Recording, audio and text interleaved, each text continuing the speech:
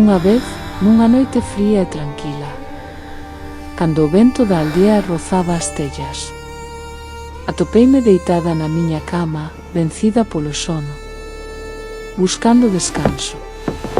E atopei Misterio. Non chamou á xanela, non cruxiu o umbral, simplemente estaba alí, el inmóvil como unha sombra, de pé aos pés da miña cama. Non tremín, non berrei, quizáis porque soñaba, ou quizáis porque xa me coñecía. Quen es ti?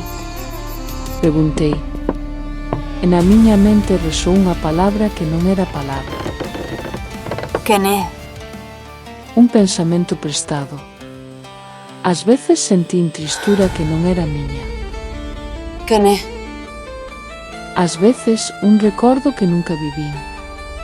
E mentres o mundo dormía lá fora, el seguía ali, sen moverse, sen parpadear. Quen é? Vixíame como o eco eterno dun soño compartido.